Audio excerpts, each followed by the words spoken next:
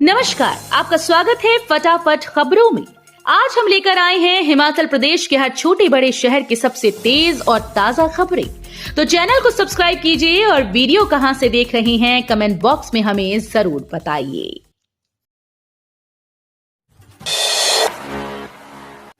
जयराम ठाकुर ने 5 साल सत्ता में रहते हुए की हमीरपुर जिले की अनदेखी। हमीरपुर लोकसभा सीट से कांग्रेस प्रत्याशी सतपाल रायजादा ने शुक्रवार को मुख्यमंत्री ठाकुर सुखविंदर सिंह सुक्खू की उपस्थिति में अपना नामांकन दाखिल किया। इसके बाद हमीरपुर पुलिस लाइन ग्राउंड में जनसभा को संबोधित करते हुए मुख्यमंत्री सुक्खू ने कहा कि हमीरपुर के लोग मेरी ताकत हैं और यहाँ के लोगों ने मेरा हर पल साथ दिया। आज मैं जिस भी मकाम पर पहुंचा हूं उसके लिए हमीरपुर और नादौन की जनता का जीवन भर आभारी रहूंगा। उन्होंने कहा कि लोगों का विश्वास मुझे आगे बढ़ने की प्रेरणा देता है। आप सभी के आशीर्वाद से आज एक साधारण परिवार से निकलकर मैं मुख्यमंत्री बना। नेता प्रतिपक्ष जयराम ठाकुर पर हमीरपुर जिले की अनदेखी का आरोप लगाते हुए ठाकुर सुखविंदर सिंह सुक्खू ने कहा कि पिछली भाजपा सरकार में हमीरपुर जिले से जानबूझकर एक भी मंत्री नहीं बनाया गया। शिमला में झमाझम बरसे बादल, कई जिलों में अंधड़, गर्मी से मिली राहत, इस दिन तक खराब रहेगा मौसम। राजधानी शिमला में शुक्रवार शाम को झमाझम बारिश के साथ ओलावृष्टि हुई। शिमला में झमाझम बरसे बादल, कई जिलों में अंधड़, गर्मी से मिली राहत। देश के कई जिलों में अंधड़ के साथ बादल बरसे। मैदानी जिलों में बारिश होने से लोगों को गर्मी से कुछ राहत मिली। मौसम विज्ञान केंद्र शिमला ने शनिवार को प्रदेश के अधिकांश क्षेत्रों में बारिश, अंधड़ और बर्फबारी का ऑरेंज अलर्ट जारी कर दिया। टेम्परेरी नंबर पर चल रही गाड़ियां, महीनों से नहीं करवाया रजिस्ट्रेशन। टेम्परेरी नंबर लेकर सड़कों पर वाहन चलाने वालों पर विभाग ने शिकंजा कस दिया। ऐसे कई वाहनों के विभाग ने पकड़कर चालान किए जो कई महीनों से अपने वाहनों के रजिस्ट्रेशन नहीं करवा रहे थे। किरतपुर मनाली 4 लेन पर स्थित गरा नामक स्थान पर जब विभाग की टीम तैनात थी तो ऐसे बहुत से वाहन वहां से गुजरे जो कि कई महीनों से टेम्परेरी नंबर पर ही चल रहे थे। इनमें कई वाहन प्रदेश के थे तो कई बाहरी राज्यों के। हालांकि नियमों के तहत टेम्परेरी नंबर मिलने के बाद वाहनों को 1 महीने के भीतर अपनी गाड़ी का रजिस्ट्रेशन करवाना पड़ता है। विक्रमादित्य ने रिकांगपिओ में कंगना पर साधा निशाना, बोले फैंसी ड्रेस प्रतियोगिता करके लौट गए। मंडी लोकसभा क्षेत्र से कांग्रेस प्रत्याशी विक्रमादित्य सिंह ने भाजपा प्रत्याशी कंगना रनौत पर फिर से सियासी निशाना साधा।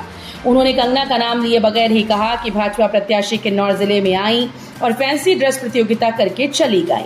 मुद्दों को लेकर कोई बात नहीं की। लोग जनसभा में वेशभूषा को देखने नहीं आते हैं बल्कि मुद्दों को सुनने के लिए आते हैं कि आपका विजन क्या है।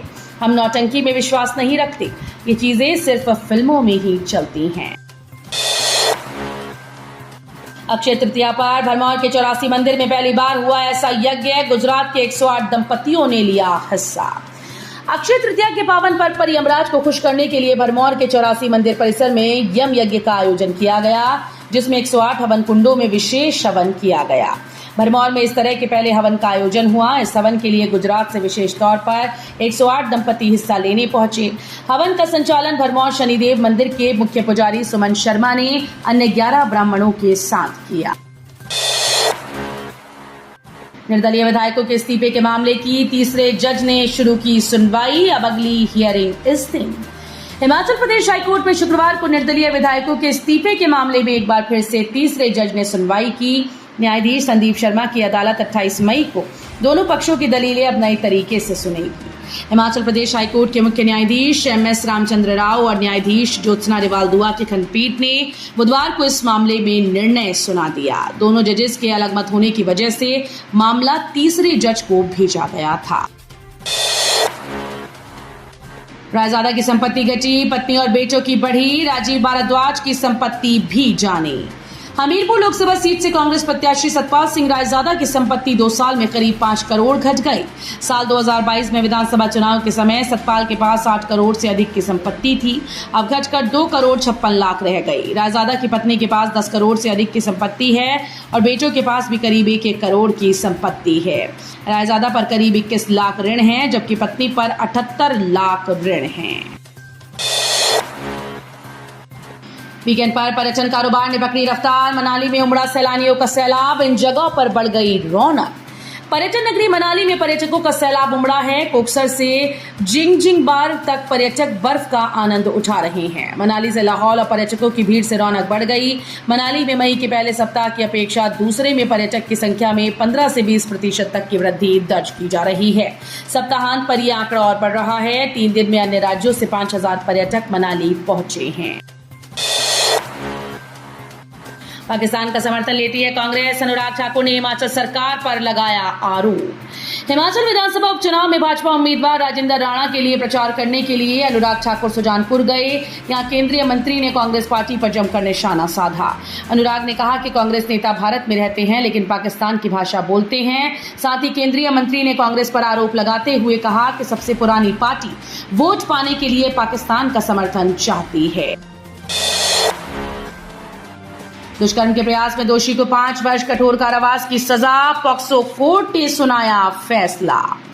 नाबालिग से दुष्कर्म का प्रयास करने वाले आरोपी पर दोष साबित होने पर अतिरिक्त जिला और सत्र न्यायालय पॉक्सो कोर्ट ने दोषी को 5 वर्ष के कठोर कारावास की सजा सुनाई। अतिरिक्त जिला और सत्र न्यायालय पॉक्सो कोर्ट ने शुक्रवार को फैसला सुनाते हुए किन्नौर जिले के गांव बारंग तहसील कल्पा के सुंदर कुमार को 5 साल की सशक्त कारावास की सजा सुनाई। उपजिला न्यायवादी कमल चंदेल ने बताया कि 24 जुलाई 2018 को पीड़िता घर पर अकेली सो रही थी। रात करीब 12 बजे सुंदर कुमार दीवार फांदकर पीड़िता के घर में घुसा। यहां पहुंचकर उसने पीड़िता को पकड़ा और उसके साथ जबरन दुष्कर्म करने की कोशिश की, लेकिन पीड़िता ने जैसे तैसे अपने आप को आरोपी से बचाया और शोर मचा दिया। भाजपा नेताओं ने घेरी कांग्रेस। जयराम बोले, सुक्खू की फिल्म 14 माह में फ्लॉप हो गई। कांगड़ा चंबा संसदीय सीट पर भाजपा प्रत्याशी डॉक्टर राजीव भारद्वाज ने नामांकन पत्र दाखिल किया। भाजपा कार्यकर्ता पुलिस मैदान धर्मशाला में इकट्ठा हुए। इसके बाद रैली निकाली गई। रैली पुलिस मैदान से लेकर कचहरी अड्डा धर्मशाला तक निकाली और कचहरी अड्डा में जनसभा हुई। इस दौरान भाजपा नेताओं ने जहां कांग्रेस सरकार की नीतियों को जनता के समक्ष रखा, वहीं मोदी सरकार के लिए किए गए कार्यों को भी जनता के बीच रखा। नालागढ़ के बगेरी इंटरस्टेट टोल बैरियर पर हंगामा। औद्योगिक क्षेत्र नालागढ़ के तहत बगेरी स्थित इंटरस्टेट टोल बैरियर पर स्थानीय ट्रक ऑपरेटर्स व टोल बैरियर कॉन्ट्रैक्टर के बीच टोल टैक्स छूट के मसले पर उपजा विवाद थमने का नाम नहीं ले रहा। 1 माह से ट्रक ऑपरेटर व टोल बैरियर संचालक टोल टैक्स की छूट की मांग को लेकर आमने सामने हैं। इस मसले के बीच स्थानीय ट्रक ऑपरेटर ने मुख्य सड़क की बजाय संपर्क मार्ग से वाहनों की आवाजाही शुरू कर दी, लेकिन टोल बैरियर संचालक ने उसे भी बंद करवा दिया। बिलासपुर पुलिस की स्पेशल टीम के हत्थे चढ़ा नशा तस्कर। 25.78 ग्राम चिट्टा भी बरामद। बिलासपुर पुलिस की स्पेशल टीम ने एक चिट्टा तस्कर को पकड़ने में सफलता हासिल की। जानकारी के मुताबिक थाना झंडूता क्षेत्र के धराड़ सानी में मंडी भराड़ी पुल के पास बिलासपुर पुलिस की टीम ने किरतपुर की तरफ से एक कार आई। गश्त के दौरान ये पाया, जिसे जांच के लिए रोका गया। जब टीम ने कार की जांच की तो उसमें सवार सुनील कुमार निवासी कुठेड़ा के कब्जे से 25.78 ग्राम चिट्टा बरामद किया गया। आरोपी के खिलाफ थाना झंडूता में मामला पंजीकृत किया गया है। 5 वर्षों में 40,000 बच्चों की हुई मौत।